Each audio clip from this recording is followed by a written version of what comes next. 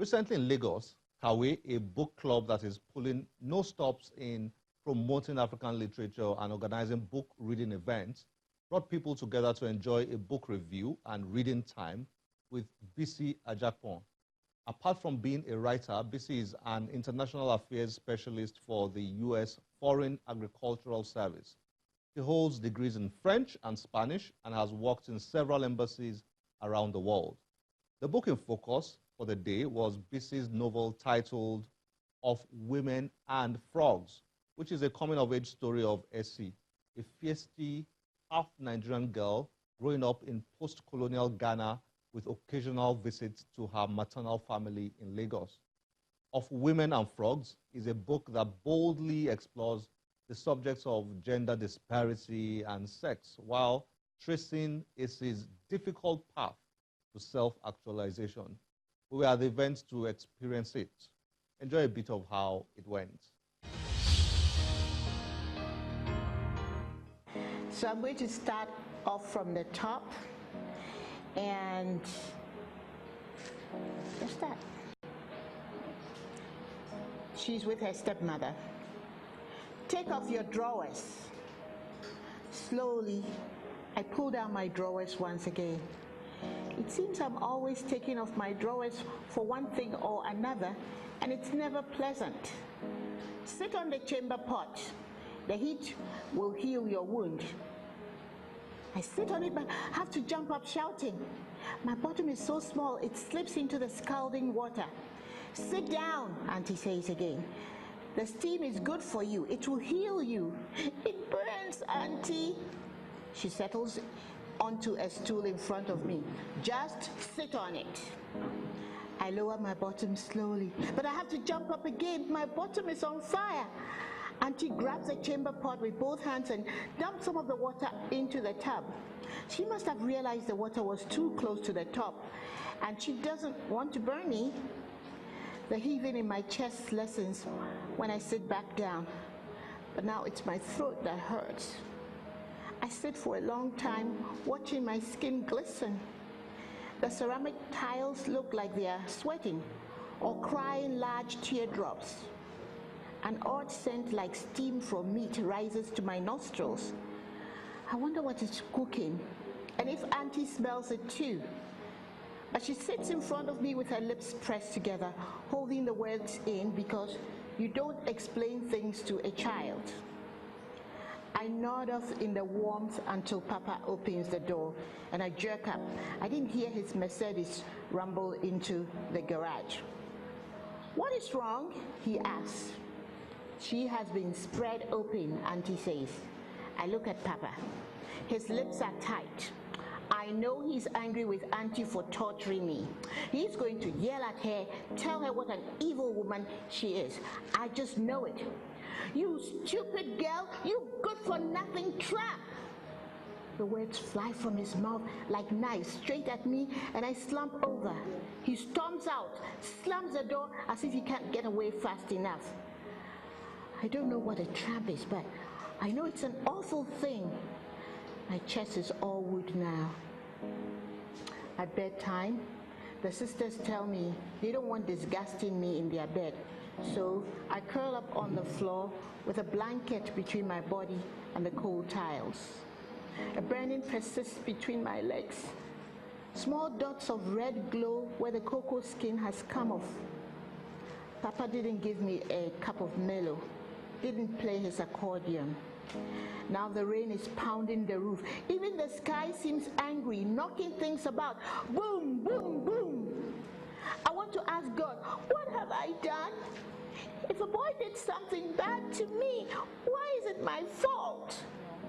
Okay, I think one thing African writers do very well is portraying social issues in books.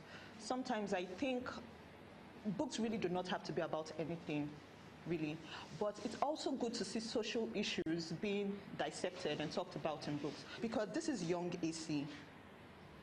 Young AC wants to have sexual intercourse and enjoy like a boy her age would, without fear of guilt, or I don't know, the burden is always on the woman. And so she walks into this health center and she asks for a contraceptive and nobody talks to her, they laugh at her, they shame her. And these are women with like 5 children, 6, 7, they keep giving birth and they keep saying negative things about contraceptives. And young S is forced to live with the consequences of not having someone help her with that. So what do you think, I don't know if the question should be in form of a solution or something, but what do you think can be done about that? Why did you put that there? Is it something you've seen, especially in Africa? Like how can we settle that? When I was a student at the University of Dakar, I had a roommate who was Senegalese. And I was surprised to find that a girl could not go to get contraceptive without the permission of a man, which at least in English-speaking countries, well, I shouldn't say English-speaking countries because Cote d'Ivoire and Guinea and other countries, they pretty much have the same culture. But I was surprised to find that because Senegal was a Muslim country, that a girl could not obtain contraceptive. It's kind of like a mild form of the guardianship system, right? You couldn't go to a doctor and get contraceptive without a man. You couldn't also get an abortion without a man's permission, and by the man I mean the father or your father, but not a woman just going there. And then the other thing came about when I was actually in the US and I was about to have surgery. And I didn't want to do it because it was a female kind of surgery, and I didn't want to do it. So I was talking to a Ghanaian doctor the night before, and the conversation veered into contraception. And I was shocked to find out that he was telling me that he worked in a town where he was always having problems. Girls were always getting pregnant, and he was performing abortions for people. And it got to a point where he was so frustrated because of the lack of contraception that he would actually sometimes, without their knowledge, if, say, a woman had 8 children, they were very poor, he would just tie their tubes without their being, which is highly unethical, so I'm not going to mention his name. But he's the one that told me that nurses would actually refuse to allow young girls to come in and talk to doctors, and that when young girls went to family planning clinics, they were turned away, they were shamed, and I was shocked. So that I ended up creating that. Although, and this is a quarrel I have, why is it that all contraception is designed for the woman? Why can't they do that and let it alter the man's hormones? Because we end up getting the breast cancers and the fertility issues and whatnot. And even now that they have this simple procedure, which is the easiest, I mean, vasectomy, it's an outpatient procedure.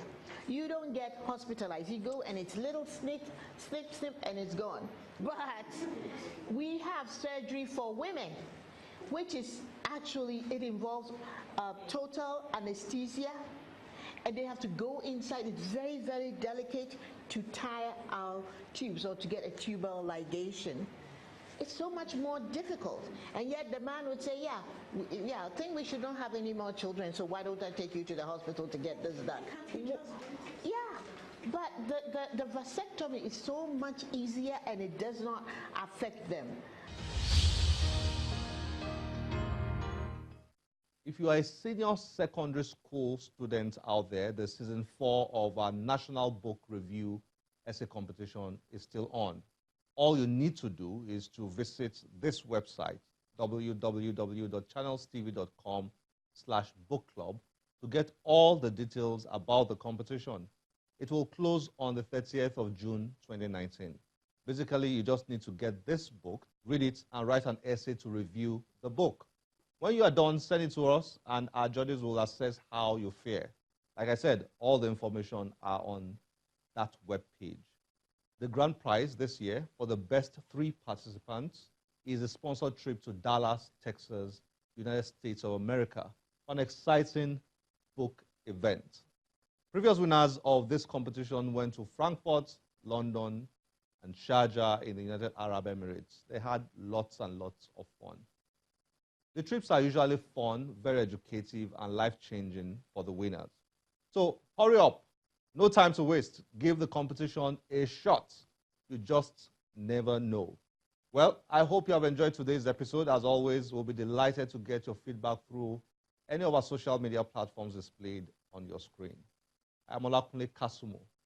Remember, one great book can change your life. Bye-bye.